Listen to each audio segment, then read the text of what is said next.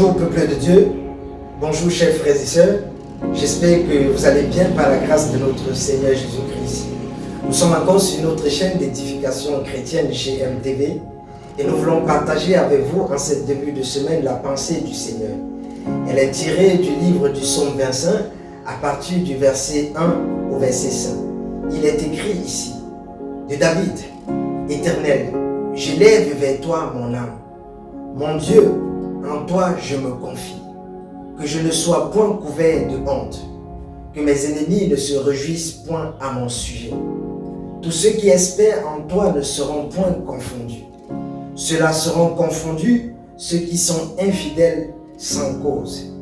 Éternel, fais-moi connaître tes voies. Enseigne-moi tes sentiers. Conduis-moi dans la vérité. Car tu es le Dieu de mon salut et tu es toujours mon espérance.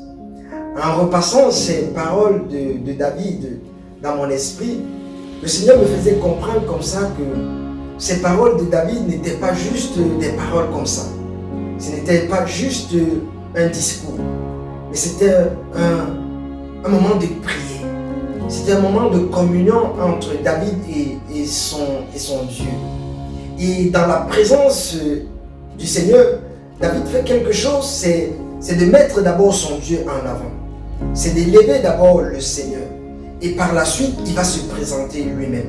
Il va présenter son âme. Ceci me rappelle l'histoire de la famille de Lazare. Lorsque Marie alla au devant du Seigneur Jésus, elle adopta une attitude de prosternation. Elle s'abaissa, elle s'inclina pour mettre son Dieu en avant, pour élever Jésus. Amen. Et par la suite, dans ce récit de David, troisièmement, il va présenter la raison pour laquelle il est là, la cause, c'est-à-dire la persécution, l'oppression. Amen. Le Saint-Esprit me faisait comprendre comme ça que lorsque nous allons dans la présence de Dieu, il y a un cheminement, il y a un processus que nous devons adopter. Premièrement, lorsque nous sommes acculés, persécutés, nous devons chercher la présence du Seigneur. Dans la présence du Seigneur, deuxièmement, nous devons avoir une attitude. Nous devons nous prosterner, nous devons nous abaisser. Nous devons laisser le Seigneur être en premier. Et troisièmement, nous devons nous attendre au Seigneur. Nous devons laisser le Seigneur nous donner la direction. Alors mon frère et ma soeur, le Dieu de David, c'est notre Dieu. Il n'a pas changé. Sache que lorsque tu vas dans la présence de Dieu, c'est ce que le Seigneur veut nous faire comprendre. Lorsque tu viens dans sa présence, il faut d'abord lui laisser en premier lieu prendre de la place. Et lorsqu'il a la place en premier lieu et que tu sens que tu es baigné dans sa présence, tu peux te présenter maintenant. Tu peux te présenter ton aide. Et troisièmement, tu peux présenter la raison qui t'amène dans sa présence. C'est un processus. Il est le même. Hier, aujourd'hui, il ne change pas. Il est le même. Alors, je crois que si tu n'avais pas connaissance de cette attitude, et je crois qu'en ce début de semaine, le Seigneur veut te communiquer cette nouvelle démarche, ce processus, afin que tu puisses recevoir de l'orientation de lui, et afin que tu puisses avoir la victoire. Amen.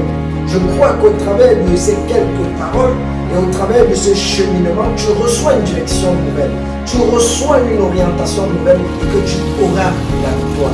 Que le Seigneur te bénisse, que le Seigneur te donne la victoire avant que tu ne t'engages en cette semaine dans tes activités. En ce qui me concerne, je te dis à très bientôt dans notre prochaine capsule matinale sur notre chaîne d'édification GMTV. N'oublie pas de liker et de partager afin qu'un max de personnes soient bénies, touchées et édifiées. Fortifiées également. Que Dieu te bénisse, que Dieu vous bénisse. Shalom à tous. Et shalom à toi.